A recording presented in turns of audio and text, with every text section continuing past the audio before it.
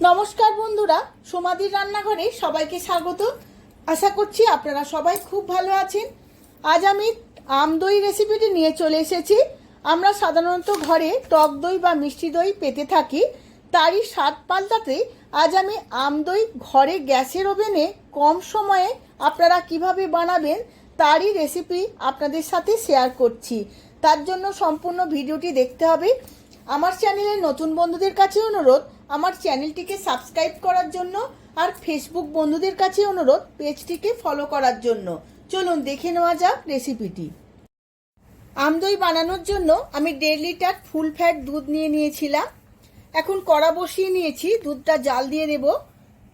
কড়ার মধ্যে অল্প একটু জল দিয়ে দুধটা দেব, কারণ জল দিয়ে দুধটা দিলে কড়ার মধ্যে লেগে যায় না। দুধটা আমি 1 থেকে 1.5 ঘন্টা এইভাবেই ফোটাতে থাকবো, যাতে দুধটা কমে অনেকটাই ঘন হয়ে যায়। এখন আমি টক দইটা ছাঁকনিতে করে ছেঁকে নেব। আমি 150 গ্রাম দই এইভাবে ছাঁকনির মধ্যে নিয়ে নিচ্ছি। এইভাবে আমি টাঙিয়ে রেখে দেব, যাতে সমস্ত জলটা ঝরে যায়। আম দই বানানোর জন্য আমি 2টো হিমসাগর আম নিয়েছি, খুব ভালো করে কেটে নেব। এই আম দইতে হিমসাগর আমটাই ব্যবহার করলে খুবই ভালো হয়, কারণ হিমসাগর আম খুবই মিষ্টি।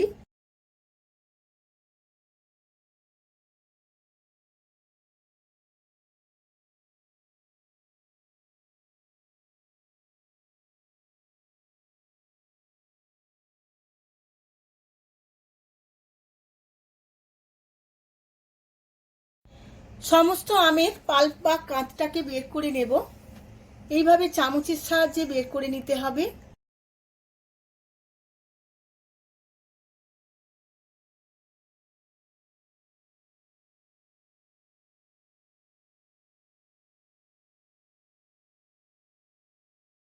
সমস্ত আমের পাল্পটাকে একটা মিক্সিং বোলের মধ্যে নিয়ে নেব।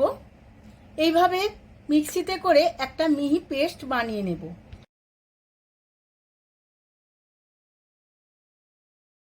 দুধটা এইভাবে অনেকক্ষণ ধরে ফুটিয়ে ঘন করে নিতে হবে, যাতে 1 কিলো দুধ 500 গ্রামে পরিণত হয়। সমস্ত আমটা আমি মিহি পেস্ট করে নিয়েছি।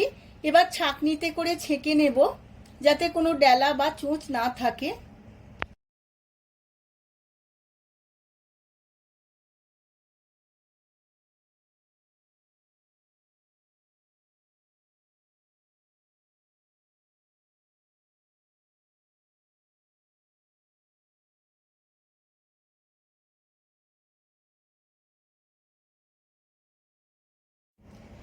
দুধটা অনেকক্ষণ ধরেই ফুটেছে, আরো একটু ঘন করতে হবে, তার জন্য আরো কিছুক্ষণ ফুটিয়ে নেব। এদিকে দুধটা ফুটতে ফুটতে আমি বাকি কাজগুলো সেরে নেব। তার জন্য একটা ফ্রাই প্যান বসিয়ে নিয়েছিলাম, এর মধ্যে সমস্ত আমের পাল্পটা ঢেলে নেব। এবার এইভাবে 10 মিনিট আমটা খুব ভালোভাবে জাল দিয়ে নেব। আমটা এইভাবে জাল দিতে দিতে সমস্ত আমের জলটা শুকিয়ে নেব। এর মধ্যে 2-3 চামচ চিনি দিয়ে আমটা জেলি বানিয়ে নেব।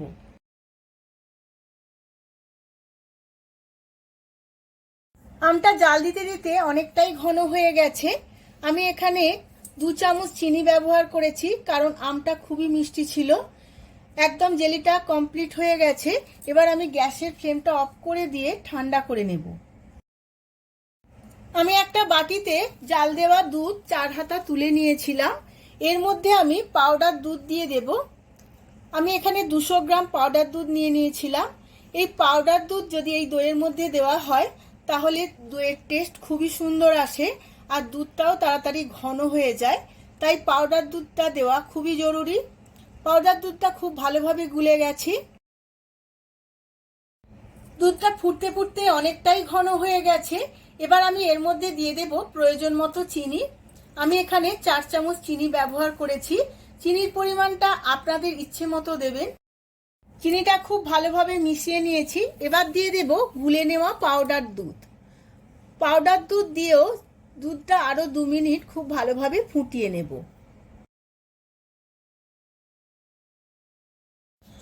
দইয়ের জন্য দুধটা একদম রেডি হয়ে গেছে। এবার আমি গ্যাসের ফ্লেমটা অফ করে দিয়ে ঠান্ডা করে নেব। দইটা বসানোর জন্য আমি কড়ার মধ্যে 1 লিটারের মতো জল দিয়ে নিয়েছি। এবার কড়ার মাঝখানে একটা স্ট্যান্ড বসিয়ে নিয়ে চাপা দিয়ে আমি কিছুটা গরম করে নেব।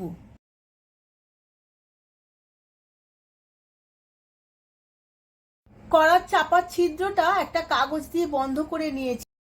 টক দইটার আমার সমস্ত জলটাই ঝরে গেছে। এবার একটা বাটির মধ্যে জল ঝরানো টক দইটা নিয়ে নেব। আমি এই দইটা 150 গ্রাম নিয়েছিলাম। জলটা ঝরে গেছে, এখন অল্প একটু দইয়ের পরিমাণটা কমেও গেছে। এবার আমি খুব ভালোভাবে ফেটিয়ে নেব।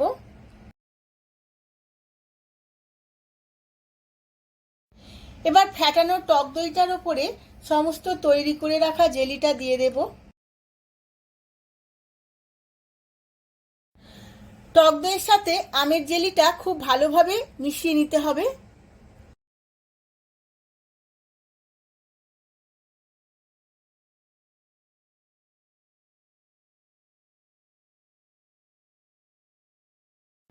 দুধটা অনেকটাই ঠান্ডা হয়ে গেছে। এইভাবে আঙুল ডুবিয়ে দেখে নিতে হবে যাতে আঙুলটা ডোবানো যায়, এই রকম গরম রাখতে হবে। এবার দই আর আমের মিশ্রণটা এই দুধের মধ্যে ঢেলে নিতে হবে। এবার সমস্ত উপকরণগুলো খুব ভালোভাবে মিশিয়ে নিতে হবে যাতে কোনো ডেলা বা খিঁচ না থাকে।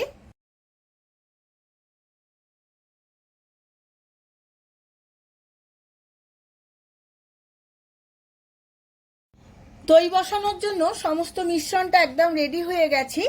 এবার আমি পাত্রগুলো রেডি করে নেব যাতে দই বসানো হবে। আমি মাটির ভাঁড় বা পাত্র নিয়ে নিয়েছি, আগে থাকতেই ধুয়ে নিয়েছিলাম। এবার এই মিশ্রণটা এই বাটির মধ্যে বা পাত্রর মধ্যে ঢেলে নেব।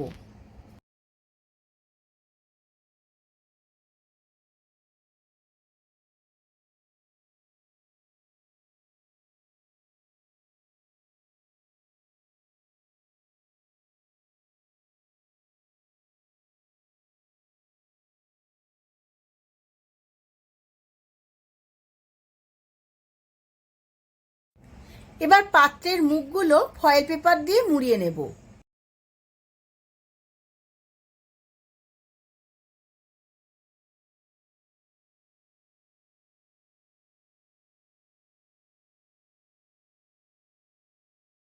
পাত্রের মুখগুলো ফয়েল পেপার দিয়ে মোড়ানো হয়ে গেছে। এবার কড়ার মধ্যে যে জল গরম বসিয়েছিলাম, জলটা অনেকটাই ফুটে গেছে। এবার মাঝখানে একটা থালা বসিয়ে নেব। এবার দইয়ের ভাঁড়গুলো এইভাবে বসিয়ে নেব। গ্যাসের ফ্লেমটা মিডিয়াম রেখে বা চাপা দিয়ে আধ ঘন্টা ভেপারে দেব। আমার আধ ঘন্টা ভেপারে দেওয়া হয়ে গেছে। এবার দেখে নেব। প্রথমেই আমি ছোট হাঁড়িগুলো দেখব। ছোট হাঁড়িগুলোর দইটা খুব সুন্দরভাবে বসে গেছে। এবার বড় হাঁড়িটা দেখব।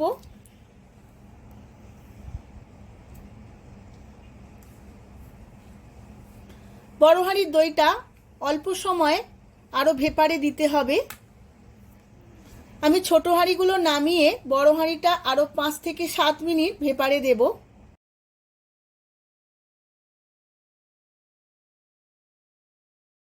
এবার আমি 7 মিনিট পরে দেখে নেব বড় হাঁড়ির দইটা সম্পূর্ণ বসেছে কিনা। দেখুন বন্ধুরা, খুব সুন্দরভাবে বসে গেছে। এবার কিছুক্ষণ ঠান্ডা করে তারপর ফ্রিজে দিয়ে দেব।